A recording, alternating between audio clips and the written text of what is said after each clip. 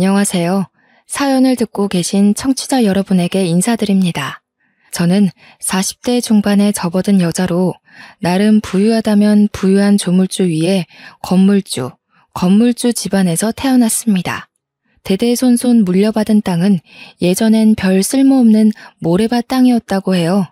발전에 발전을 거듭한 그 땅이 지금의 신사동이 되었고 그 자리에 건물을 한두 채 올려 월세를 받기 시작하여 불을 쌓았고 지금은 건물만 6개를 보유하게 되었습니다. 물론 제 명의의 건물이라기보단 저희 아버지께서 물려받으신 건물이고 아마 제가 외동딸이니 저한테 그 건물이 오지 않을까 예상만 하고 있네요. 죽기 진전에 처분하셔서 사회에 환원하셔도 아버지의 뜻이니까 그러려니 하고 따를 테지만요. 사설이 조금 길었죠. 제가 이렇게 썰튜브를 찾게 된 건 다름이 아니라 저에게 아주 기가 막힌 사기꾼이 접근했기 때문입니다. 물론 지금은 일이 다 처리되어서 홀가분하지만 당시에는 정말 죽고 싶을 만큼 힘들었어요. 시원하게 털어놓고 싶어서 이렇게 아름아름 찾아와서 사연을 올립니다. 저희 집이 건물을 여러 채 가지고 있다고 했잖아요. 강남 일대를 둘러싸고 여러 채가 있는데 그중 한 8층짜리 건물을 통째로 쓰고 있는 병원이 하나 있어요. 병원 원장님이 아버지와 막역한 사이고 어린 시절부터 꽤 오래 보고 지낸 사이였습니다. 그래서 노다지 건물을 임대를 해주신 거고요. 제 나이가 30대 중반을 넘어갈 무렵 아버지께서는 제가 하루라도 빨리 시집을 가서 가정을 꾸리길 원하셨습니다. 자고로 여자는 남편이 있고 가정이 있어야 안정적인 삶을 살 수 있다고 믿으시는 분이었습니다. 아버지는 대대로 내려오는 땅을 잘 굴러가며 부를 쌓으셨지만 사실 배움이 짧은 탓에 그걸 평생의 한이라고 생각하며 사셨어요. 그래서 저는 유학도 다녀오고 강남 일타 강사들 밑에서 배우며 공부를 해야만 했습니다. 태생이 똑똑한 머리도 아니었고 노는 게 제일 좋은 천상백수 체질이었기 때문에 아버지 눈을 피해서 엄청나게 놀러 다녔습니다. 하지만 대학 입시에 실패하자마자 쫓겨나듯 유학을 떠나야 했어요. 물론 유학을 다녀와서도 탱자탱자 노는 일에는 쉬지 않았죠. 저는 30대 중반을 넘어서자마자 선을 보러 다녀야만 했습니다. 그런데 죄다 집안은 빵빵할지 몰라도 하나같이 배 나오고 탈모에 조짐이 있는 사람들만 나오는 거예요. 여자가 30에 시집 가는 게 쉬운 줄 아냐면서 저를 꾸짖는 아버지의 말은 그냥 핑계로만 들렸습니다. 자고로 남자가 돈이 많아야 여자가 편한 거라면서 자꾸 외모는 보지도 않고 이상한 아저씨들에게 저를 내보이는 거예요. 아니, 우리 집도 솔직히 내놓으라 하는 부잣집이나 마찬가지인데 왜 자꾸 돈돈거리는지. 저는 운명의 상대를 만나지 않으면 결혼하지 않겠다고 선포를 했습니다. 그럴수록 아버지는 저에게 압박을 하셨죠. 예를 들면 용돈도 끊고 카드도 정지시켜버린다던가 한국에 들어오자마자 사주셨던 차를 뺏는다던가 하는 유치한 방법으로요. 나가서 놀려면 돈이 필요했고 아버지의 돈줄이 막혀버리자 저는 진짜 취직이라도 해야 하나 하면서 고민에 휩싸였죠. 그러자 어머니께서 저에게 조건을 내거셨어요. 제가 선을 보고 오면 30만 원씩 용돈을 주시겠다는 거예요. 냉큼 하겠다고 했고 저는 매주 선을 보러 다녔습니다. 선자리에서 운명을 만날 확률이 얼마나 된다고 생각하세요? 저는 0.001%의 확률도 안 된다고 생각하거든요. 그날도 그냥 30만 원 벌자고 선자리에 나가서 시간을 때울 준비를 하고 있었습니다. 유학 생활을 같이 했던 친구들과 만나서 놀기로 했기 때문에 메이크업도 의상도 완벽하게 준비해서 나갔죠. 그런데 선자리에 나온 사람이 제가 생각한 대머리나 배 나온 아저씨가 아니라 멀끔한 동년배 남자였습니다. 저는 여태 썩은 과일들만 보다가 싱싱한 과일을 보니 눈이 돌아간 사람처럼 그 자리에 몰두하게 되었어요. 남자는 우리 아버지가 세를 내어준 병원에서 일을 하는 의사였습니다. 중매쟁이를 통해서 만나게 된 인연치고는 얽힌 것들이 많은 사람이었고 대화도 꽤 잘 통했습니다. 서로 가치관도 잘 맞는 것 같았고 사람이 매너도 있고 유머도 있더라고요. 저는 단박에 그 사람에게 빠져들게 되었고 친구들과의 약속도 잊은 채 밥도 먹고 커피도 마시게 되었죠. 어차피 해야 할 결혼이라면 한 살이라도 젊고 멀끔한 남자와 해야 하는 게 맞지 않겠어요? 선자리를 통해 알게 된 사람이기에 조건도 따질 필요가 없겠다고 생각을 했던 거였죠. 그래서 3번 딱 더 만나보고 집에 통보를 했습니다. 지금 만나는 사람과 결혼을 하겠다고 말이죠. 당연히 의사라는 직업이 우리 아버지를 사로잡았고 어머니께서도 쏙 마음에 들어 하셨습니다. 상견례를 하고 식장을 잡고 웨딩 촬영을 하는 데에도 아무런 문제가 없었습니다. 단지 결혼식장에서 일어난 작은 소란만 빼고요. 신부 대기실에서 잔뜩 긴장한 채 입장만 기다리고 있는데 친구들이 바깥에 작은 소란이 생겼다는 거예요. 너무나도 궁금해서 몰래 나가보니 시부모가 웬 여자랑 이야기를 하고 있더라고요. 뭔가 복잡해 보이긴 했지만 큰 소란은 아니었던 터라 궁금하기만 했죠. 하지만 그 여자는 금방 돌아갔고 결혼식은 시작이 되었습니다. 저는 모든 일정이 끝난 뒤 시모에게 물어보았어요. 아까 결혼식장에 찾아왔던 그 여자는 누구냐고요. 시모가 흠칫하더니 봤냐고 속이 시끄러워서 비밀로 하려고 했는데 솔직하게 털어놓는다면서 먼 친척이라고 하더라고요. 친척이면 축하해주러 온 거 아니냐. 왜 금방 갔냐고 하니까 사실 시모가 그 집에 돈을 빌린 적이 있었대요. 5천만 원 정도를 빌렸었는데 남편 의대 보내느라 어쩔 수 없이 진 빚이었다고. 근데 아직 남편이 일을 시작한 지 얼마 안 되어서 못 갚았다고요. 그 사정을 듣고 났는데 제가 어떻게 모른 척을 할 수 있겠어요. 그래서 부모님께 바로 말씀을 드렸죠. 그러니 아버지께서도 경사가 있는 날 그림자가 지면 안 된다고 시모에게 바로 5천만 원을 갚아주시겠다고 했어요. 시모는 눈물을 글썽거리면서 이렇게 좋은 사돈이 있어서 행복하다고 앞으로 사위 많이 아껴달라면서 인사를 하더라고요. 아버지는 통 크게 예단비 추가로 드린 거라 생각하면 된다고 의사 사위 생겨서 좋다고 덕담을 아끼지 않았습니다. 그렇게 작게 일어난 소란은 소리 소문 없이 조용해졌습니다. 남편이 저보다 3살이 많았거든요. 저는 36살이고 남편은 39살이라 그런지 이상하게도 아이가 바로 찾아오질 않았어요.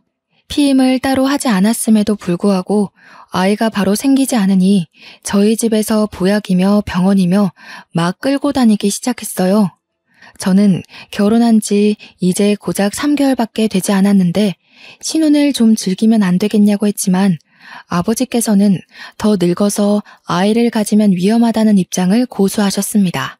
결국 병원에 가서 난임 검사를 받게 되었고 나이가 있기 때문에 시험관을 해보는 게 어떠냐는 권유를 받게 되었습니다. 정부에서 지원도 나오고 생각보다 시험관 시술을 하는 사람들이 많다고 하더라고요. 그래서 냉큼 알겠다 하고 시험관을 2번 정도 시도를 했는데 와, 저는 그게 그렇게 아픈 건지 몰랐어요. 때가 되면 주사를 맞고 난자도 채취하고 너무 배가 땡기고 아파서 겁부터 나더라고요. 그래서 딱 2번 시도하고 그냥 애가 생기지 않으면 애 키우지 말자 선언을 해버렸죠. 남편도 저의 계획에 당연히 동의를 해주었습니다. 그런데 시간이 흐를수록 시험관을 더 시도해서라도 아이를 가져야 하는 걸까 고민이 들기 시작했어요. 아버지께서 하루라도 빨리 결혼을 시켜서 애부터 보게 했어야 하는 건데 하시고 어머니는 계속 저한테 언제 병원 가냐고 물어보시고 시부모도 내색은 안 하지만 하루빨리 손주 키우는 재미를 보고 싶다고 하시고 은근히 남편도 아이를 보면 눈을 잘 못 떼더라고요. 그래서 시험관을 더 시도해보자고 하긴 했는데 그 아픔이 너무 싫은 거예요. 제가 계속 갈팡질팡하고 있으니 남편이 넌지시 저한테 묻더라고요. 아이를 입양해서 키우는 건 어떠냐고 물어보았어요. 처음에는 솔직히 말도 안 되는 소리라고 절대 싫다고 거절부터 했습니다. 남편은 저의 뜻을 존중한다면서 그 뒤로 말은 안 했지만 자꾸 저한테 입양 관련된 영상들을 보여주는 거예요.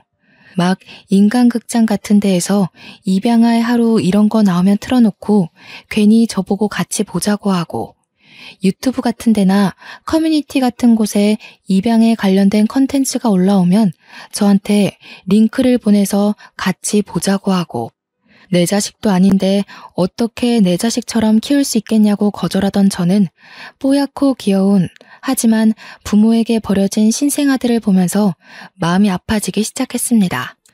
점차 마음이 기울고 있었어요. 저희 집에도 은근히 이야기를 했는데 처음에는 절대로 안 된다고, 내 핏줄을 봐야 한다고 우기시던 부모님도 버려진 아이들 베이비박스 이런 영상들을 보시고는 마음이 좀 기우시더라고요. 저한테 좋은 입양기관은 알아봤냐고 넌지시 물어보시기도 하고요. 하지만 저의 마음이 정확하게 정해지지 않은 상태여서 저도 뜨뜨미지근하게 지내왔어요. 나의 인생에 꼭 아이가 필요할까 싶기도 하고, 입양을 했는데 아이가 저와 성향이 맞지 않으면 어떻게 하겠어요? 하지만 남편은 계속해서 저를 설득하기 시작했습니다.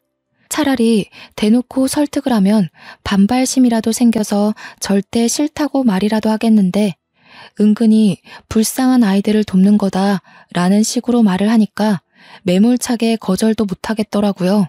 저는 점점 남편의 말에 설득되기 시작했고, 완전 신생아부터 입양해서 키우면 우리 자식처럼 키울 수 있을 것 같다는 말에 넘어가게 되었습니다.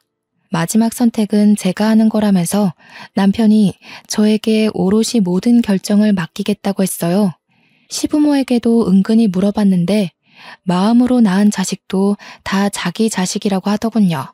결국 저는 6개월 정도 고민을 하게 되었고, 고민 끝에 아이를 입양하기로 했습니다.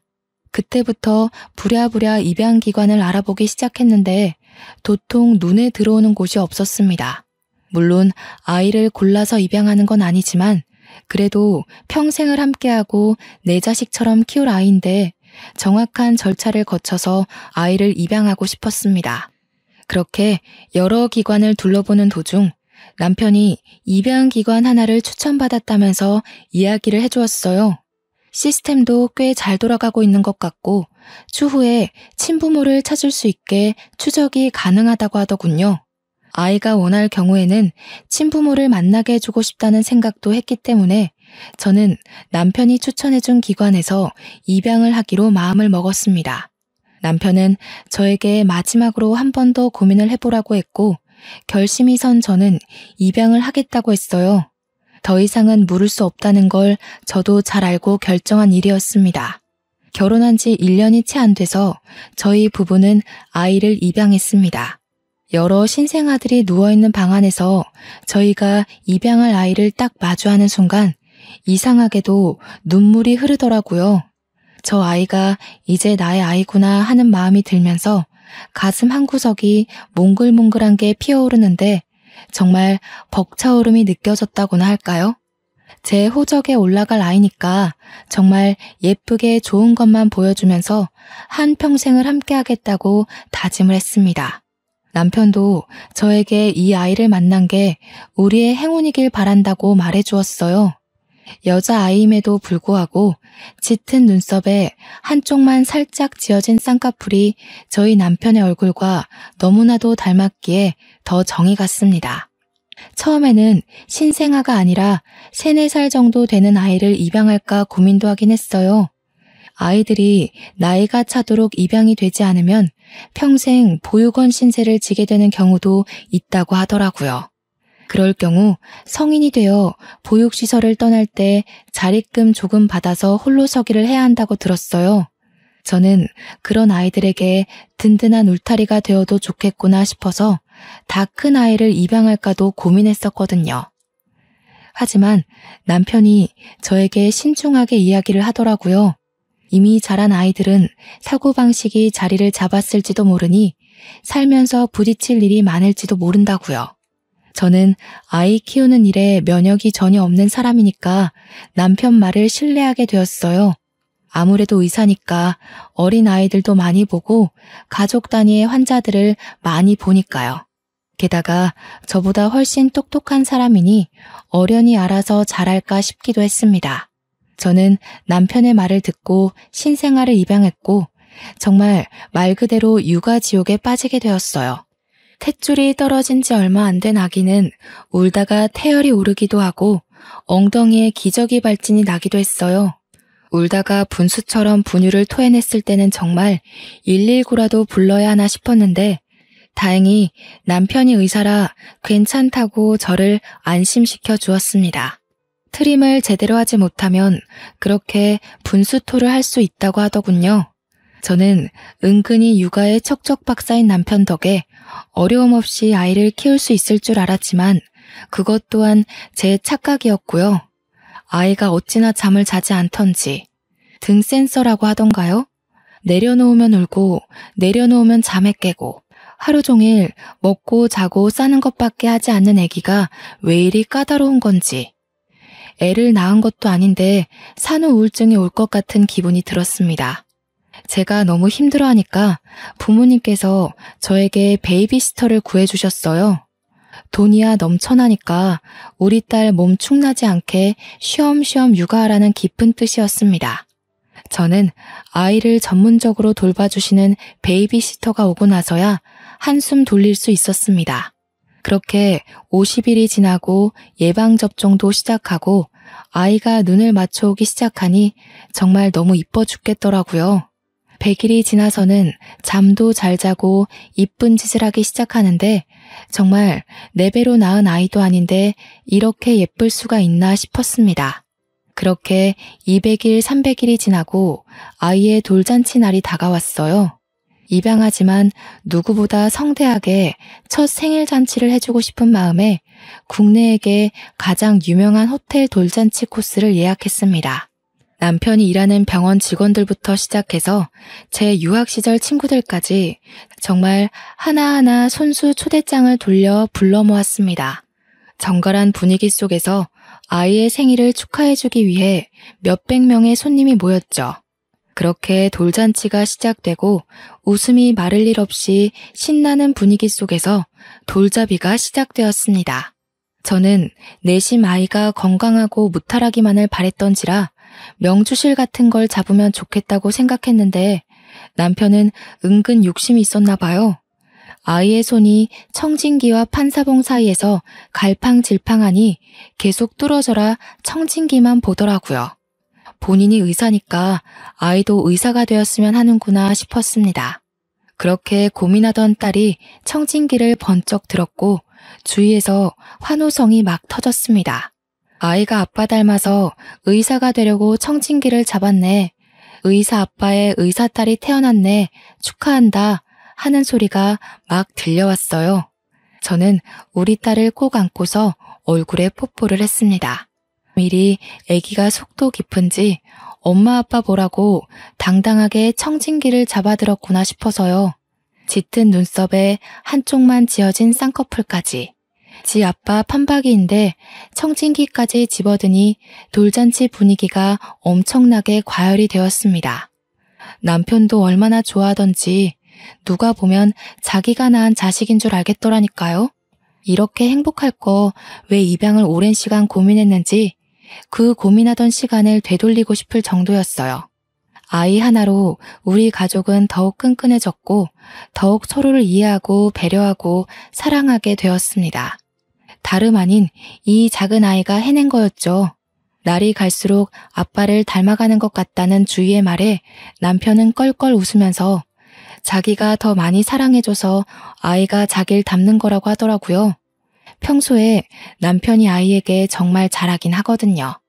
퇴근하고 와서 피곤해도 꼭 아이와 눈을 맞추고 아직 말도 못 알아듣는 아기에게 하루 종일 있었던 일을 조잘조잘 떠들기도 하고요. 하지만 아이와 함께 있는 시간은 제가 더 길고 제가 더 많이 사랑해주고 있는데 그 말이 좀 서운했습니다. 제가 옆구리를 쿡 찌르자 남편은 아이의 눈동자도 입술 모양도 저를 쏙 빼닮았다고 이야기를 해줬어요.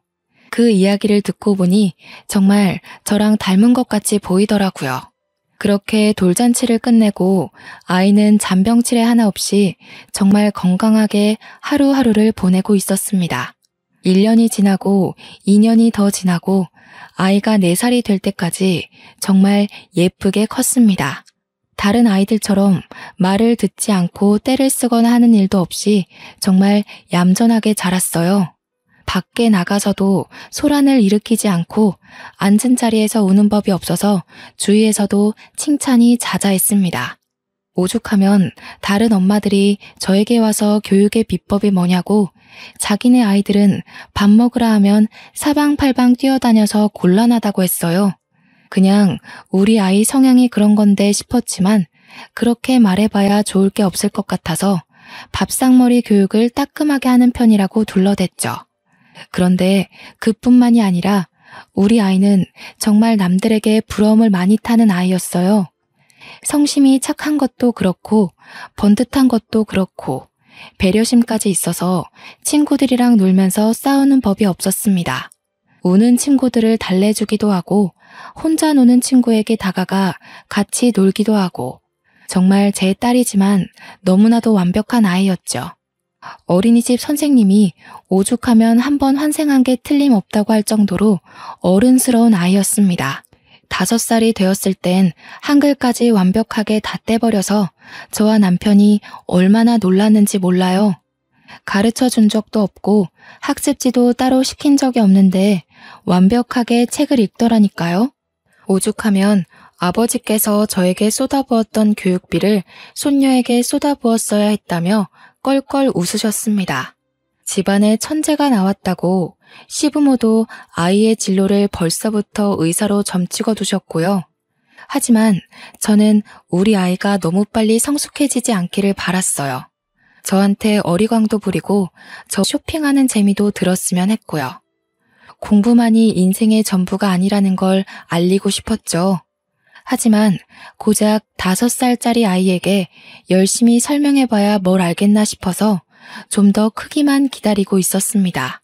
남편은 똑똑한 것까지 자기를 닮았다면서 무척이나 좋아했어요. 그 말에 기분이 나쁜 건 오로지 저 하나였죠. 저는 뭐 무식한가요? 남편에게 빈정상했다고 이야기하니까 또 웃으면서 달래주더라고요. 그런 뜻 아닌 거 알잖아 하는데 요즘 들어 딸만 챙기는 남편에게 심통이 나 있었거든요. 저한테 요즘 어린이집에서 별일 없지? 하길래 아무 일도 없다고 여전히 친구들이랑 잘 지내고 있다고 이야기를 해주었습니다. 남편도 요즘 유괴며 납치며 볼성사나운 일들이 많으니까 아이를 잘 지켜보자고 했어요. 안 그래도 유명한 성범죄자가 출소했다는 이야기를 뉴스에서 본 터라 걱정이 되긴 했었거든요. 그 뒤로는 남편 말대로 주의를 경계하며 아이가 하원하는데 꼬박꼬박 나갔습니다. 평소에 시터분께 맡기던 일들도 제가 나서서 하곤 했어요. 남편이 그렇게 말하니까 은근히 걱정도 되고 속안에서 두려움이 생기더라고요. 거기다가 저희 집이 건물을 여러 채 가진 부자니까 그걸 아는 사람이 나쁜 마음을 먹을 수도 있잖아요. 그런데 이상하게 요 며칠 동안 아이를 하원시키면서 의문의 시선이 느껴지는 거예요. 누군가 저를 빤히 바라보고 있다는 느낌? 그래서 주위를 휙 둘러보면 아무도 없고 무서운 그런 느낌이랄까요? 귀신이 저를 쳐다보고 있으면 딱 이런 느낌이겠다 싶은 그런 거 있죠. 자꾸만 느껴지는 시선에 경호업체라도 불러야 하나 싶었는데 남편이랑 같이 하원시킬 때는 또 그런 느낌이 들다 말고 남편은 저한테 요즘 범죄자가 많아서 예민한 거라고 그러다 스트레스 받는다고 조심하라고 했고요. 저도 너무 예민해지고 싶진 않았지만 우리 딸이 점점 미모가 물이 오르니까 걱정이 되더라고요. 도중 제가 너무 신경을 많이 쓴 건지 몸이 급격하게 안 좋아졌어요. 물론 나이가 40대를 넘어섰기에 그럴 수도 있겠구나 싶긴 했는데 약간 미열도 있고 도통 식욕도 없고 그러다가 빈혈기가 와서 휘청거리기도 하고요. 그 와중에도 자꾸 아이를 바라보는 듯한 시선이 느껴져서 제가 아파서 예민한 거구나 하고 생각을 하고 병원에 갔죠. 일단 빈혈 수치도 좀 봐야겠다 하셔서 피를 뽑아서 검사를 하는데 의사가 막 달려오더라고요. 저희 남편이랑 같이요. 남편이 일하는 병원이니까 그럴 수 있지 싶었는데 남편 얼굴이 진짜 환희에 찬 얼굴이었어요. 무슨 일이지 싶어서 물어보니까 동료 의사가 저한테 대뜸 축하한다는 거예요. 축하합니다, 재수씨. 임신이에요, 임신. 바로 산부인과 진료보시면 될 것 같아요. 자식, 축하한다. 동료 의사의 말에 저는 어안이 벙벙했습니다. 남편이 제 손을 잡더니 고생했다고 산부인과 진료를 봐야 알겠지만 아직은 조심해야 할 시기일 거라고 했어요. 저는 질질 끌려가듯 남편과 산부인과 진료를 보러 갔고 아기집이 튼튼하게 보인다는 말과 함께 임신 7주 판정을 받았습니다. 딱 누군가의 시선이 느껴지던 그 시점에 아이가 생긴 거예요. 한마디로 제가 임신을 해서 예민해진 거였죠. 저는 뱃속에 들어있는 아기의 심장 소리를 듣고 눈물을 줄줄 흘리고 말았습니다. 그런데 약간 복병이 생기고 말았어요. 아이의 임신을 축하받아야 하는데 제가 너무 고령이라서 검사할 게 많았고 정말 최대한 모든 일을 피하고 누워서 안정만 취해야 한다는 소식이었습니다. 더불어 양가에서는 우리 첫째 아이를 어떻게 할 거냐고 물어보았어요. 저는 전혀 상상도 하지 못했던 질문이라 의도를 파악하는데 시간이 조금 걸릴 수밖에 없었죠. 그게 파양에 관한 이야기라는 걸 알고는 양가 부모님께 소리를 버럭 지르려고 했는데 남편이 먼저 선수를 치더라고요. 첫째 파양할 생각 절대 없다고. 쟤도 우리 아이라고. 어떻게 5년을 키워온 아이를 두고 그런 말을 할 수 있냐고 하면서 가슴을 퍽퍽 치대요. 살짝 오버한다는 생각이 들긴 했지만 저도 남편과 같은 마음이었기에 맞다고 고개를 끄덕였습니다.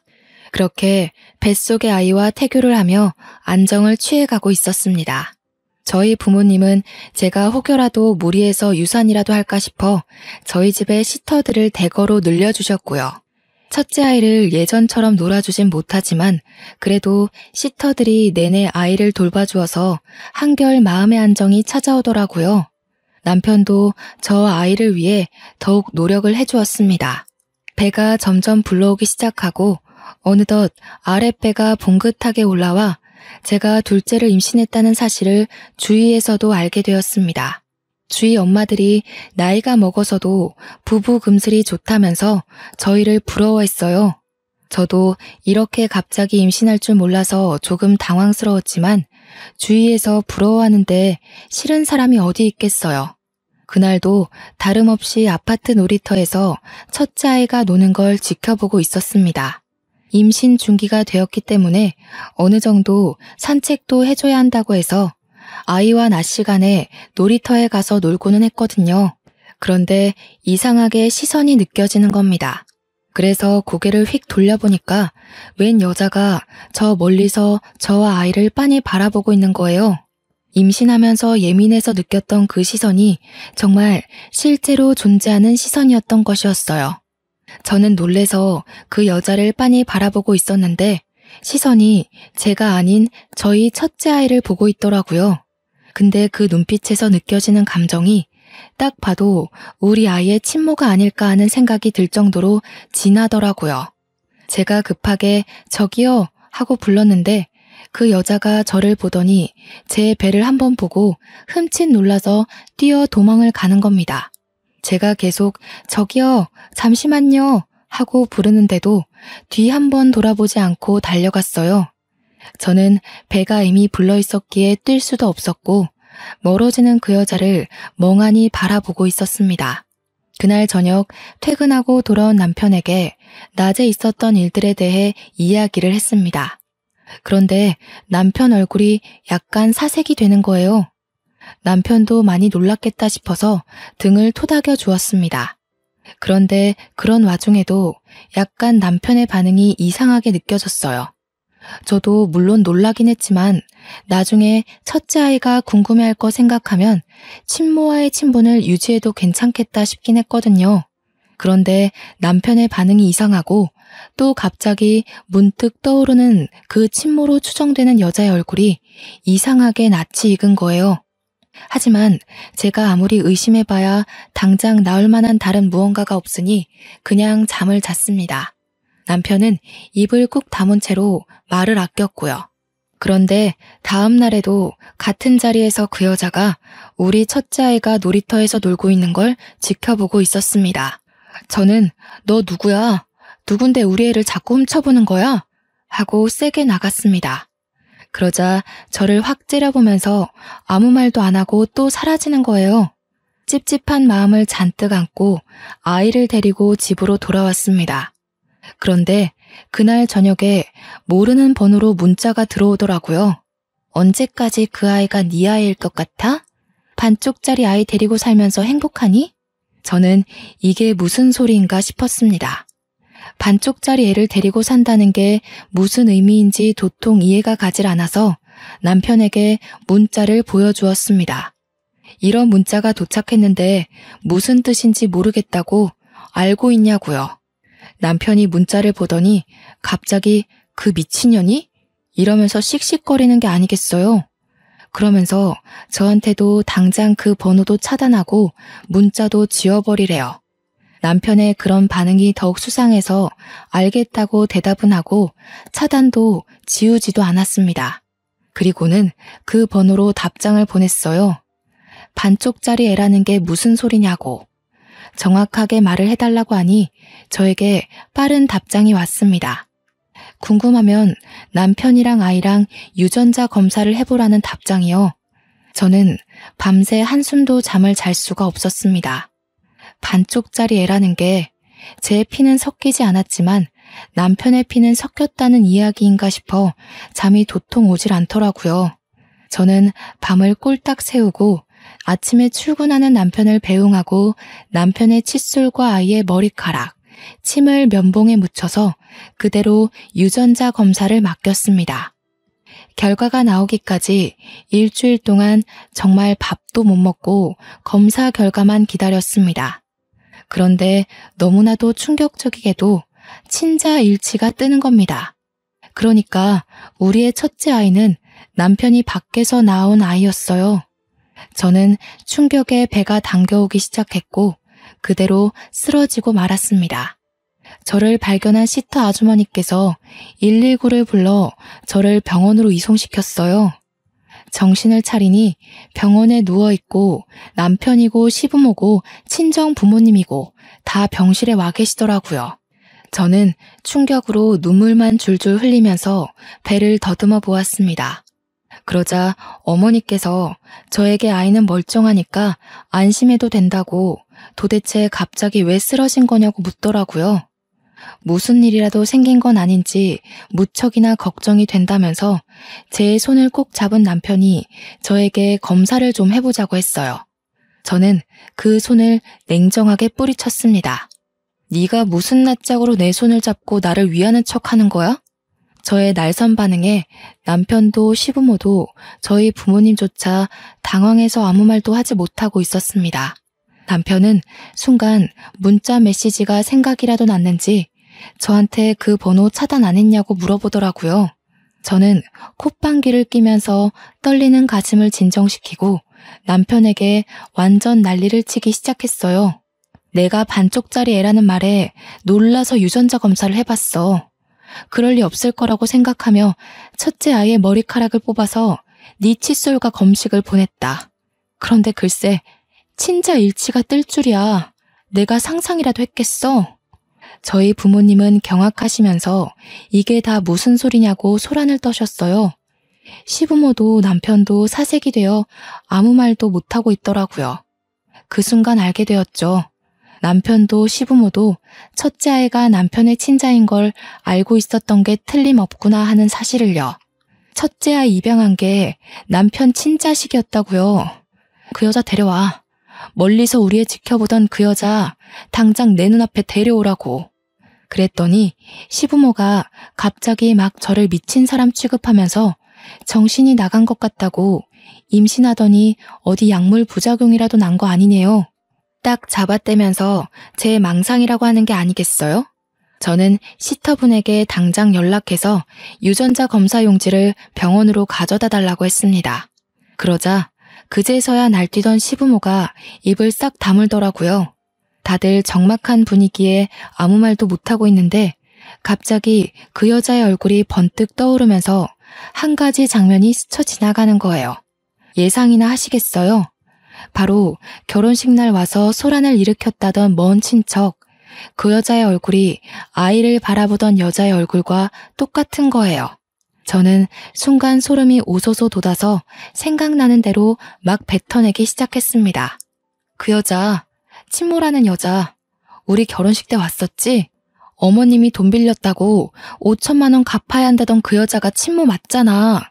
그러니까 저희 아버지도 얼굴 시펄겋게 달아올라서 남편 멱살을 잡고 지금 내 딸이 하는 말이 전부 사실이냐고 했어요. 시모는 멱살 잡힌 남편을 붙잡고 손 놓고 말하라고 애원을 하고 있고 시부는 딴청만 부리고 있었고요. 그렇게 하나하나 퍼즐을 맞추니까 이야기가 딱딱 들어맞더라고요. 5천만 원을 빌린 게 아니라 그 여자한테 임신한 대가로 위자료 준 셈치고 떨어지라고 한 거였던 거였죠. 아이는 남편이 책임지겠다고 해놓고 마치 모르는 아이인 양 저희 호적으로 입양을 했던 거고요. 이게 바로 가족 사기단 아니겠어요? 제가 눈물을 줄줄 흘리면서 솔직하게 다 이야기하라고 하니 남편이 체념을 하고 이야기를 시작했습니다. 그 여자가 누구냐 하니 전 여친이라고 하더라고요. 아버지께서 남편의 뺨을 짝소리 나게 때렸습니다. 한 대 더 때리려고 하는 걸 제가 막았어요. 일단 이야기부터 다 듣고 나서 하라고요. 남편은 이야기를 이어나갔습니다. 전 여친네 집이 엄청나게 가난했는데 남편이 의사고시에 합격하기 전부터 뒷바라지를 하던 여자였다고 하더라고요. 남편은 지극정성으로 자기를 내조해준 여자를 취직하고 얼마 지나지 않아 버린 것이었습니다. 이유는 당연히 저와 선을 보았고 제가 황금 동아줄이라는 생각을 떨쳐낼 수 없어서 팔자 한번 펴보려고 저랑 결혼한 거였대요. 중매쟁이한테 찔러넣은 돈으로 좋은 자리를 얻어낸 거였다고요. 막상 만나보니 구김살도 없고 돈도 정말 많아 보여서 전 여친 보고 이만 헤어지자고 했는데 임신을 했다고 하더래요. 그래서 지우라고 하니 절대로 못 지운대서 그럼 낳고 나면 남편이 키우겠다고 했대요. 전 여자친구한테 가난하게 평생 살았는데 자식만큼은 부잣집에서 키우는 게 좋지 않겠냐고. 결국 우리 집에서 준 5천만 원을 결혼식장에 찾아온 전 여친에게 위자료라고 던지고 아이를 입양하게 된 거라고 했어요. 전 여친도 아이가 부잣집에서 편하게 살았으면 하는 마음에 입양을 보내놓고 제가 임신을 하니 친자식과 차별할까 싶어서 찾아온 거였대요. 근데 제가 첫째 아이와 너무 잘 지내고 행복해 보이니까 그 자리가 자기 자리였으면 하는 마음에 문자를 보낸 거였다고 하더라고요. 저한테 문자를 보내고 나서 남편이랑 연락을 했다고 하대요. 우리 부모님은 그 이야기를 다 듣자마자 병원에 있던 물건들을 마구잡이로 남편에게 던졌어요. 당장 이혼하라고 소리를 고래고래 지르면서요. 저는 아이가 듣고 있으니 제발 조용히 해달라고 했고 남편에게도 이야기를 했습니다. 곱게 이혼해주지 않으면 나는 변호사 당장 선임할 거고 이 모든 책임을 다 물어내게 할 거야. 어떻게 할래? 더럽게 소송전 가서 빈털터리 될래? 아니면 곱게 이혼해줄래? 그랬더니 남편이 곱게 이혼을 해주겠다고 하더군요. 바로 남편은 짐을 싸서 시댁에 가게 되었고 저는 집에 홀로 남아 첫째 아이의 거처를 어디로 해야 할지 고민을 하고 있었습니다. 그런데 남편의 전 여친이었던 여자가 저에게 전화를 하는 겁니다. 원하시던 대로 저희는 이혼하기로 했는데 무슨 일로 전화를 하셨죠? 그 이야기는 이미 들었어요. 다른 건 아니고 시댁에서 저한테 난리를 치는데 얼마나 난리를 피우신 거예요? 그 이야기를 하려고 전화한 건 아니고요. 아이는 저희가 데리고 가서 키울게요. 저는 그 말에 약간 의구심이 들었어요. 시댁에서도 난리를 쳤다. 아이는 저희가 라는 대목이요. 그래서 한번 찔러보았습니다. 너희 나 몰래 계속 연락하고 지냈니? 그럼 제가 어찌 알고 당신의 동네를 찾아갔겠어요. 그 말은 즉슨 남편과 전 여친이 꾸준히 연락을 하고 있었다는 말을 인정한 거 아니겠어요? 저는 너무 화가 나서 손이 벌벌 떨렸습니다. 첫째 아이에겐 미안하지만 아이의 짐을 싸서 시터의 손에 쥐어주었어요. 당장 시댁 앞에 애를 데려다주고 오라고요. 저는 남편이 일하는 병원을 찾아가 원장실을 두드렸습니다. 원장 선생님은 저희 아버지의 오랜 벗이었기에 저는 모든 걸 다 털어놓았어요. 그랬더니 원장 선생님께서도 병실에서 난리가 났었다는 이야기를 들었다며 어떻게 하는 게 좋겠냐고 물어보시더라고요. 이미 아버지께서 찾아오셔서 제가 원하는 대로 해주라고 하셨대요. 저는 제 전남편을 잘라달라고 했어요. 그리고 그 어디에도 취직하지 못하게 막아달라고 부탁까지 드렸습니다. 전남편과는 협의 이혼을 진행하기로 했지만 저는 바로 변호사를 선임해서 소송을 걸었습니다. 그 집 식구들 비렁뱅이 근성 어디 안 갈 게 뻔하니 저한테 재산 분할이라도 요구할까 싶어서요. 당연히 제가 소송 건 걸 알자마자 재산 분할해달라고 난리를 치는 걸 저희 변호사님께서 다 처리를 해주셨습니다. 땡전 한 푼 못 받고 병원에서도 쫓겨나게 되었고요. 의료계 아름아름 원장님께서 소문까지 내주셨고 큰 병원에서는 남편을 취직시키지 않겠다고 했습니다. 저는 거기서 멈추지 않고 전국의 의료진들이 상주한다는 커뮤니티에서 글을 올려 남편의 파렴치한 행동을 알렸습니다. 결국 전 남편과 전 여친이 저를 찾아와 싹싹 빌었지만 저는 용서해주지 않았습니다. 나중에 그 여자가 저한테 너도 임신했으니 자기 맘 잘 알 거 아니냐고 하는데 화가 나서 뺨을 짝소리나게 쳐버렸어요. 그래도 키운 정이 있어서 첫째 아이한테 모든 걸 털어놓지 않았다는 걸 감사하게 여기고 살아. 너네 평생 죗값 치르며 살고 뱃속에 있는 내 아이 양육비나 잘 준비해둬. 저는 전 남편에게 양육비 청구 소송을 걸었고 이혼 당시에 책정된 양육비 150만 원을 매달 달라고 내용 증명을 보냈습니다. 그 둘은 지금 수도권은커녕 지방에 있는 대형 병원에서도 불러주지 않아 일을 할 수 없는 상태라 양육비가 과하다며 우는 소리를 했지만 저는 받아주지 않았고요. 매달 내용 증명을 보내고 있는 중입니다. 저는 무사히 출산을 했고 홀로 애를 키우고 있지만 시터 이모님이 정말 성심성의껏 잘 돌봐주셔서 아이는 구김살 없이 잘 크고 있습니다. 아직 아버지께서는 저의 가정의 미련을 버리지 못하시고 선자리를 들이밀며 집착 중이긴 하십니다. 만약 제 처지를 다 이해해주는 번듯한 남자가 나타난다면 재혼을 해서 아이에게 든든한 아빠라는 울타리를 만들어주고 싶은 생각이 있습니다. 그 두 연놈들은 어떻게 지내는지, 우리 첫째는 잘 크고 있는지 문득 궁금하면서도 좋은 꼴로 살고 있지 않기를 바라고 있습니다. 첫째 아이가 얼마나 컸는지 궁금하면서도 미운 마음이 아직 있는 걸 보면 제 아이나 잘 키우면서 살아야겠죠. 여러분, 세상에 풍파가 얼마나 많습니까? 사기꾼들도 참 많고요. 사기를 당하는 건 잘못된 게 아닙니다. 친 사람이 잘못인 거지. 하지만 결론적으로 인과응보, 돌려받게 되어 있다는 걸 다시 한번 깨닫게 되었습니다. 평안한 하루 보내시고 항상 힘을 내며 살아가도록 해요, 우리. 제 이야기를 들어주셔서 복 받으실 거예요. 감사합니다.